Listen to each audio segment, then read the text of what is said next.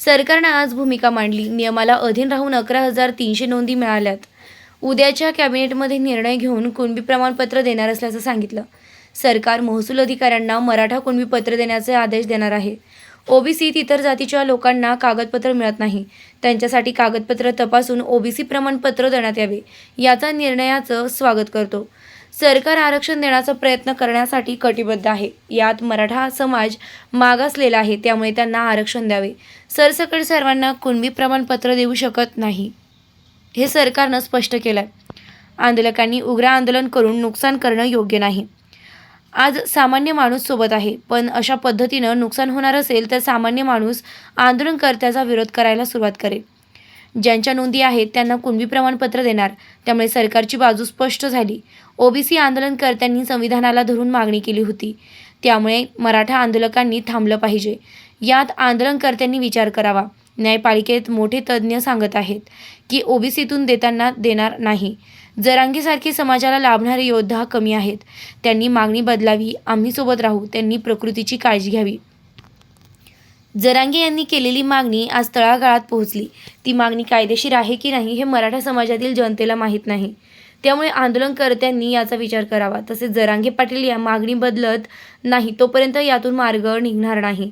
मुख्यमंत्री यांनी जरांगेंना विनंती केली.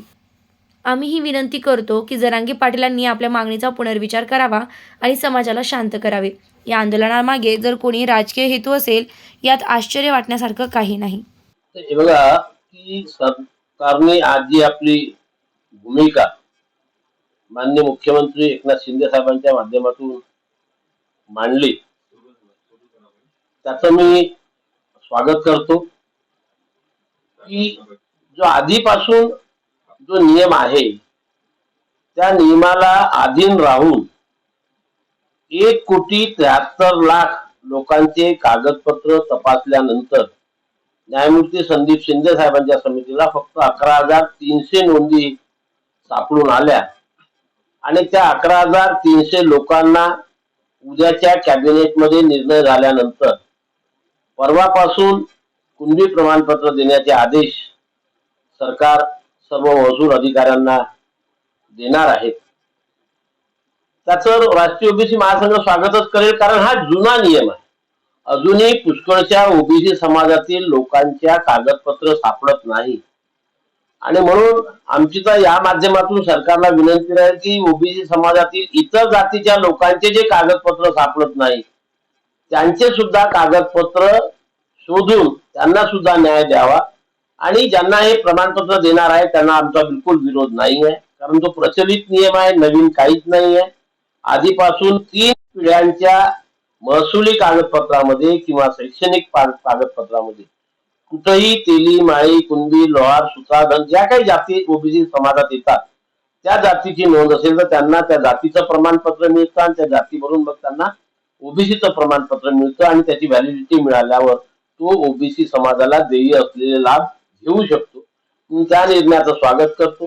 त्याच वेळेस त्यांनी दुसरं पण सांगितलं की सुप्रीम कोर्टामध्ये, सर्वोच्च न्यायालयामध्ये जी क्युरेटिव्ह पिटिशन आम्ही दाखल केलेली आहे त्याप्रमाणे उर्वरित सर्व मराठा समाजाला आरक्षण देण्याचा प्रयत्न आम्ही करतो आहे. आम्ही कटिबद्ध आहोत. त्याचं सुद्धा मी स्वागत करतो, कारण आम्ही मराठा समाजाला स्वतंत्र आरक्षण द्यायला राष्ट्रीय ओबीसी महासंघाने कधी विरोध केलेला नाही. तो समाज सुद्धा मागासलेला आहे, त्यांना सुद्धा आरक्षण मिळावं या मताशी आम्ही सहमत आहोत.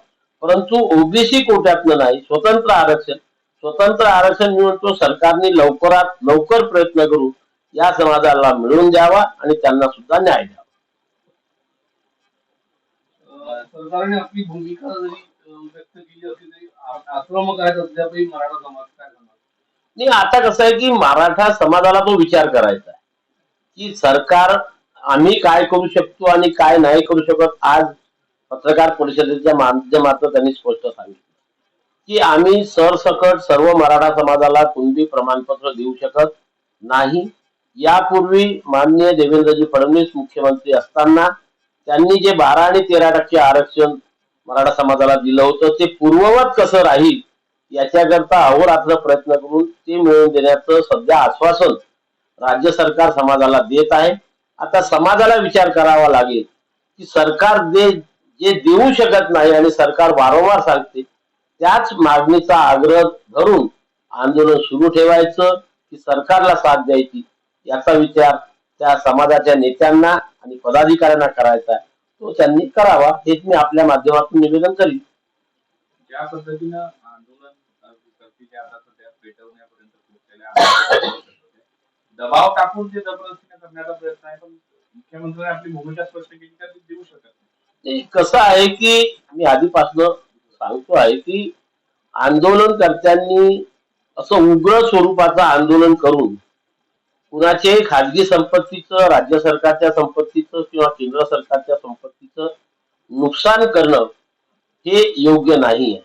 सामान्य माणसाचं जेव्हा नुकसान होतं तेव्हा सामान्य माणूस आंदोलनकर्त्याच्या विरोधात भूमिका घ्यायला सुरुवात करते. आज समाज शांत आहे त्यांच्या सोबत आहे पण अशाच प्रकारच्या घटना जर वारंवार होत राहिल्या तर हा सामान्य माणूस त्यांच्या विरोधात जाईल आणि मग तो सुद्धा रस्त्यावर येईल. आणि वारंवार सरकार त्यांना निवेदन करते आंदोलनकर्त्यांना की आम्ही जे करू शकतो ते करू जे करू शकत नाही ते आज तर सरकारने स्पष्टता हात वरच केल्यासारखं केलेलं आहे की ज्यांच्या कागदपत्रावरती नोंदी आहेत त्यांना आम्ही कुणब्यांचे प्रमाणपत्र देणार आणि उर्वरित जे मराठा समाजाचे लोक आहेत त्यांच्याकरता स्वतंत्र आरक्षण यापूर्वी जे दिलं होतं ते कसं सर्वोच्च न्यायालयाकडून न्यायपूर्वक करून घेता येईल याच्याकरता आटोक्याचे प्रयत्न करू. त्याच्यामुळे आज सरकारची बाजू स्पष्ट झालेली आहे. आता आंदोलनकर्त्यांना त्याचा विचार करायचा आहे. कुठेतरी जे ओबीसी समाजाला भीती होती की भीती आता माहिती झालेली आहे आणि त्यांनी भूमिका स्पष्ट केली आहे की आम्ही ओबीसीतून देणार नाही आणि सरसकट देणार नाही हे म्हटलं पण कुठेतरी हा विलंब जो आहे तो महाराष्ट्र पेटवतोय का? नाही नक्की जे बघा कसं आहे की आम्ही जेव्हा राष्ट्रीय ओबीसी महासंघाने संपूर्ण महाराष्ट्रामध्ये आंदोलन करून ज्या गोष्टीचा विरोध केला होता आणि ज्याच्याकरता आम्ही आंदोलन केलं त्या दोन्ही बाबी आमच्या संविधानाला धरून होत्या. न्यायपूर्ण होता न्यायालयामध्ये टिकणाऱ्या होत्या की कुठल्याही परिस्थितीमध्ये सरसकट कुणब्यांचे प्रमाणपत्र देण्यात येऊ नये. माझा पहिल्या दिवशीपासून हा शब्दप्रयोग होता की सरसकट. याच्या मागचं कारण असं आहे की स्वातंत्र्य मिळाल्याच्या 75 वर्षानंतर एखाद्या जातीचा समावेश दुसऱ्या जातीमध्ये करता येतो का हा महत्वाचा प्रश्न आहे आणि आपण जर त्याचा ऐतिहासिक अभ्यास केला आणि न्यायालयीन कक्षेमध्ये अभ्यास केला तर दोन्ही ठिकाणी त्याचं उत्तर नाही. आणि दुसरी आमची मागणी होती की त्यांना ओबीसी संवर्गातलं सुद्धा आरक्षण देण्यात येऊ नये.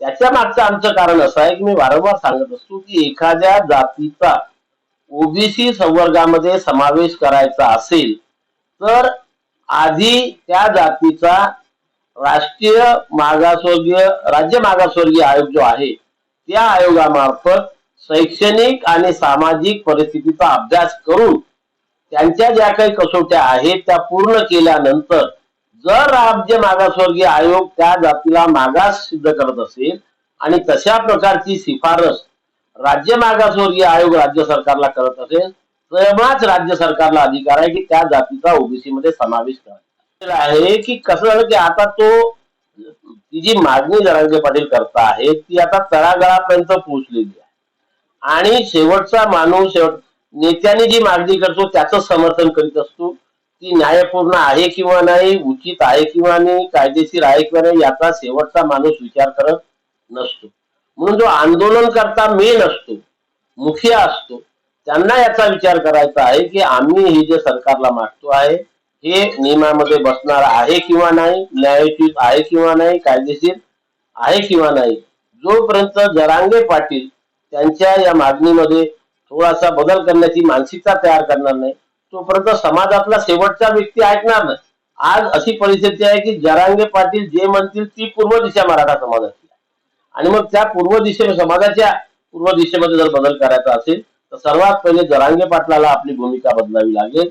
आताच माननीय मुख्यमंत्र्यांनी त्यांना विनंती केली निवेदन करील. मी सुद्धा आपल्या माध्यमातून त्यांना निवेदन करील की समाजाला शांत करायचं असेल तर आपण या आपल्या मागणीचा पुनर्विचार करायचा की नाही तो त्यांचा प्रश्न आहे. मी त्यांना उपदेश देणार नाही पण सर्व गोष्टीचा विचार करता त्यांनी त्याचा पुनर्विचार करावा आणि समाजाला योग्य ती दिशा द्यावी जेणेकरून समाज शांत होईल. माझा शेवटचा प्रश्न ज्या पद्धतीने आंदोलन सुरू आहे, जरांगे पाटलांच्या मागून म्हणजे त्यांच्या आंदोलनाच्या आडून राजकारण जोरात होत आहे, ज्याचा फटका देखील समाजाला होऊ शकतो.